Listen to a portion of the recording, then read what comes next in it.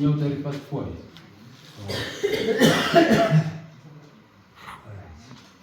Yana alikuwa mlemezo.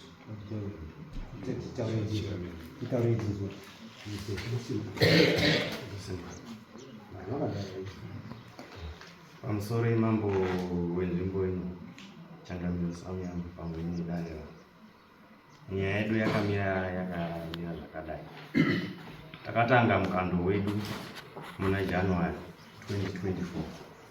Takakanda mari tichikweretesa tichiita 20% interest pakupera kwemwedzi wega. Klabu yedu yaive ine mamembers 10. Mjangano akakwereta mari inoita 614. Musi wa 25 January 2025 mjangano akabhadhara $40 kudzorera mari. Akazobhadhara $20 ndokubva aguma akadaro. Chikwereti chakazosara changa chava 550. Ndipo patakatanga kutadza kuwirira. Takaendesa nyaya yedu kwaSabhuku, asi Jangano akaramba dare raSabhuku. Takazoendesa nyaya yedu kwaEdmund Tsvitu. Nyaya iyi haina kwayakaenda nekuti Jangano anga akadhakwa. Chikwereti chaJangano chakamira sezvizvi. Mari yegroup i550 kwaEdmund ma expense takabhadhara $20 yedare, $15 yemupurisa, $16 yetransport nechikafu. Ndobva tazouya pachangamiri nodare rinei. Takaya tikabhadhara $20 yedare, $50 yemupurisa, $45 yefuel yotakaya nemota, $12 yetransport nechikafu. Nhasi zvakare vatauya vatabhadhara $45 futi yefuel ne$9 yechikafu kuita $54.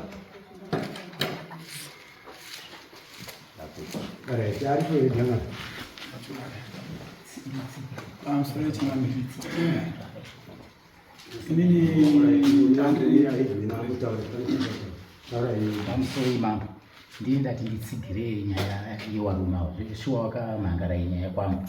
Inini handakwanisa kuti nditonge mukomana uyu akauya akagara parimwe doro riri muhomwe.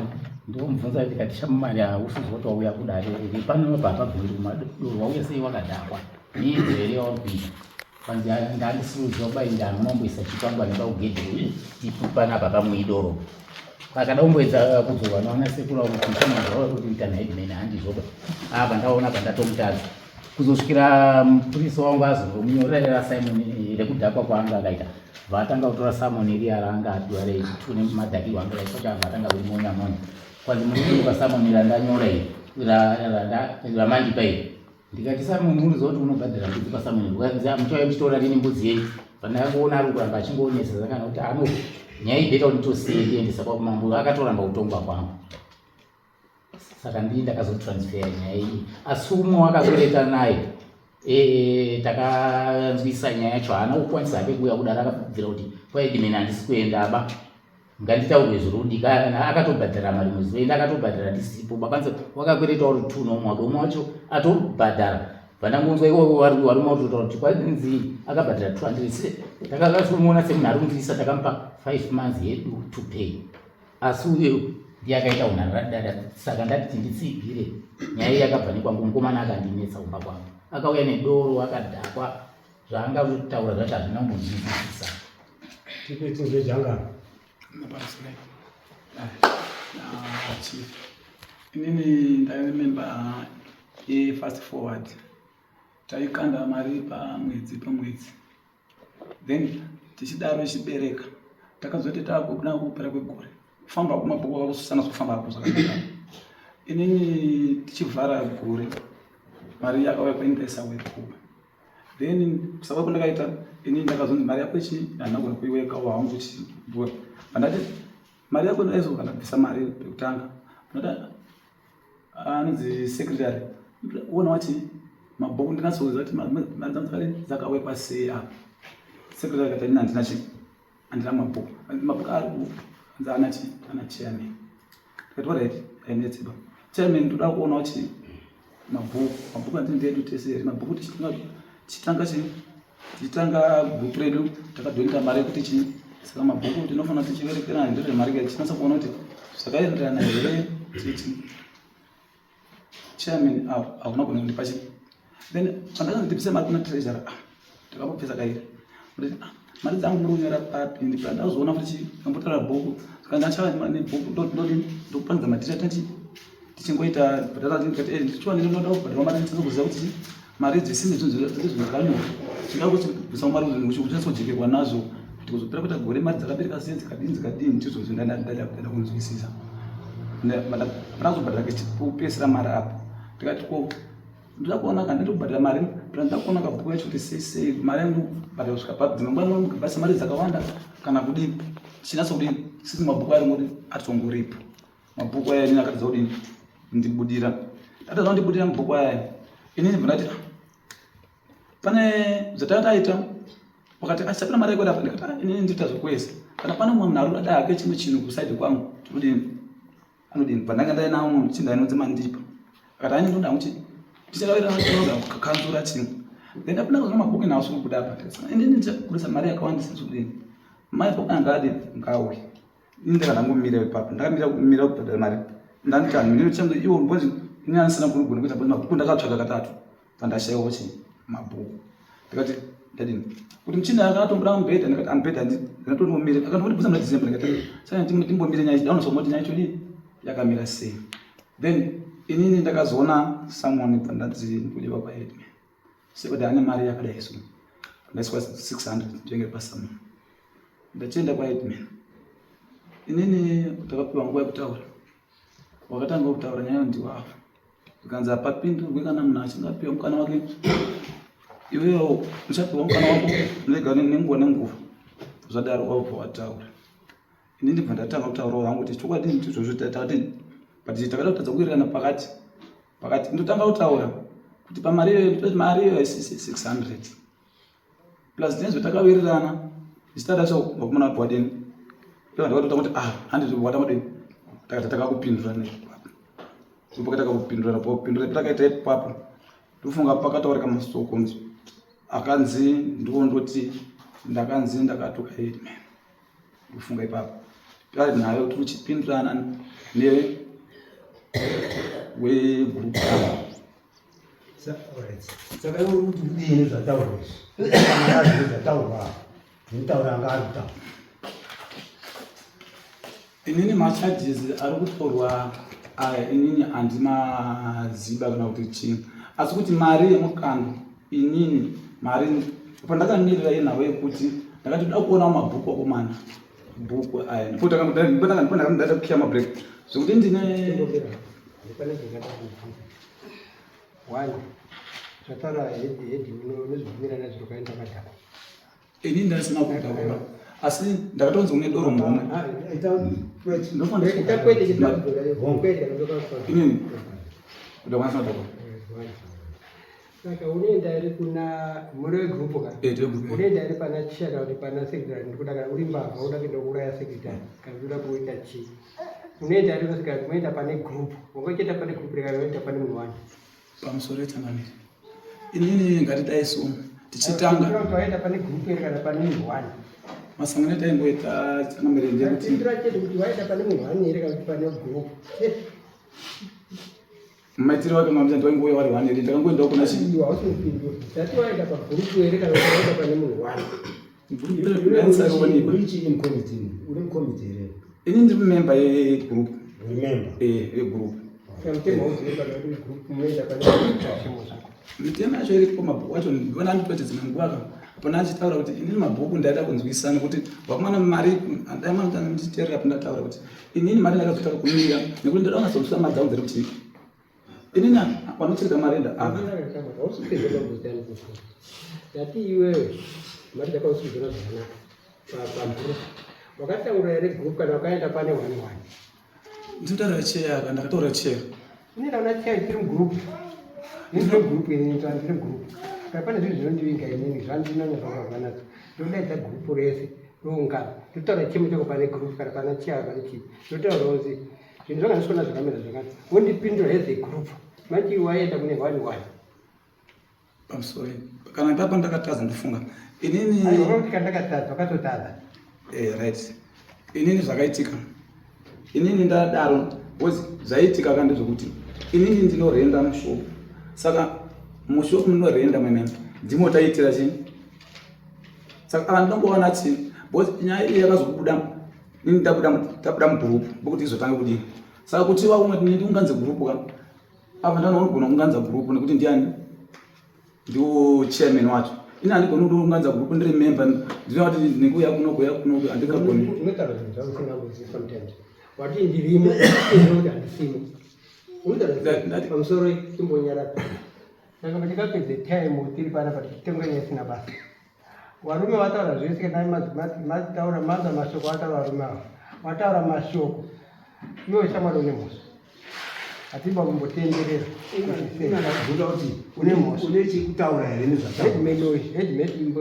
Headman wako. Ndati mari ndinando kutsigira ndozama kutaura kuti inini pamari nekuti inini apa ndakamira kudini kubhadhara mari ndipo ndakati pamabhuku apa hatisokunzwanana pamabhuku apa. Wona shamwari tiri toda kutaura zvipo zvataurwa zvibhuku kuti ndizvo here kuwirirana nazvo kana kuti kwete zvataurwa nebhuku iri kuti une chikweretu chikwete ndinazvo asi mari yangu handisizokuiziyana.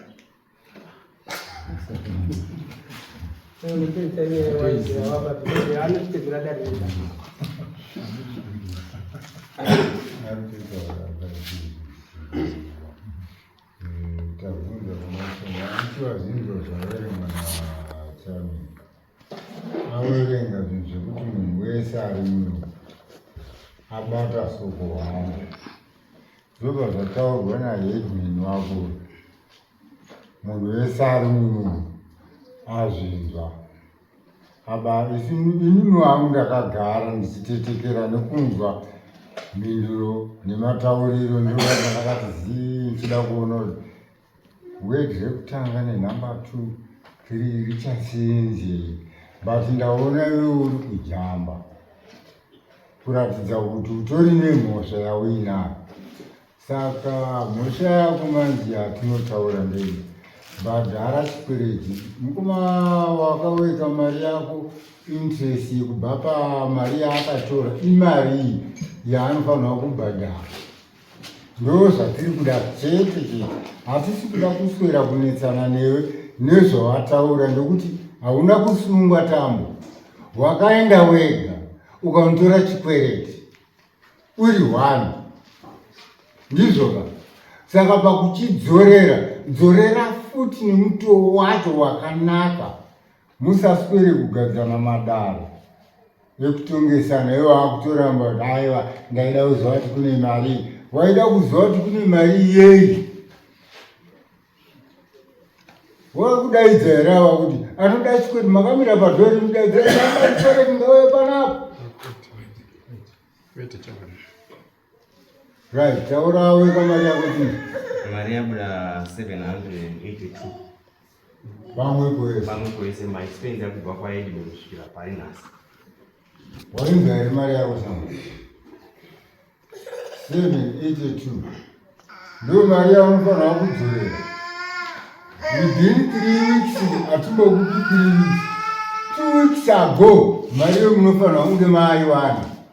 Kana waramba tosinzana newe tokukwidza kumusoro ndo zvawakaita wakatora chikwereti chevanhu uine chimbadzo woenda uko ikoko ndokwaunopedza nyaya dzako uko kana mudzimai wakamusiya aine kamwana kari kuwamwa unodzoka arumura aane imwe mimba ukanga waenda uko because nyaya yako ishamwari ini ndikutoti muri vanhu muri kuwirirana tati mwombe dzakasara ndo dzinorwa nematiro nembwa wanimimika unachiwanira asi unoona 200 ndaona $50 uchikamura wanzwa uchikamura. Saka ukokao hakuna tsitsi zvauri kutaura izvi tiri kutoitira tisino ukaenda kamhuri yako inofanira saka yoda kuseenzera mhuri yako yofa here nenzara nekuti ini ndakatora chikweti chimene mwana aiva mbadhara after 2 weeks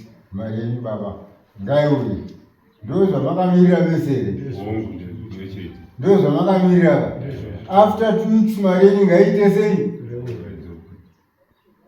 nyorapo samari after 2 weeks dzorera vanhu mari dzavo hatiri kutaura ende hapana mubvunzo zvakwei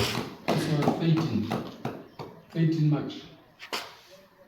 Ndikwanokwana 2 weeks. aiwa hatisina tatopedza hatitauri nevanhu navataura matsotsi evanhu hatigoni kutaura navo tatopedza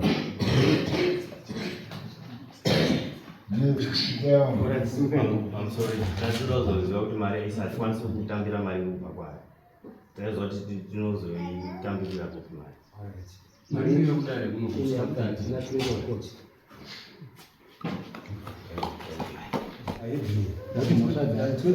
iri nguva yakadhakwa ndoti asirege kutaurira munhu fana kuenda kwaediment akadhakwa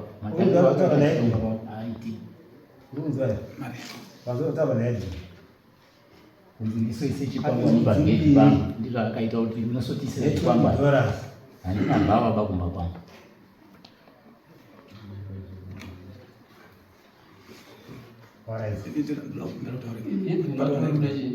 mbudzi mbiri akaramba kutongwa plus uya akadhakwa taura kuti ndisoise zvikwangwani pageti pangu inomira kutonga vanhu handina mbava pakumba uya akarodha nhamba dzake $20 yekufamba kwandaita ndaona uya kaii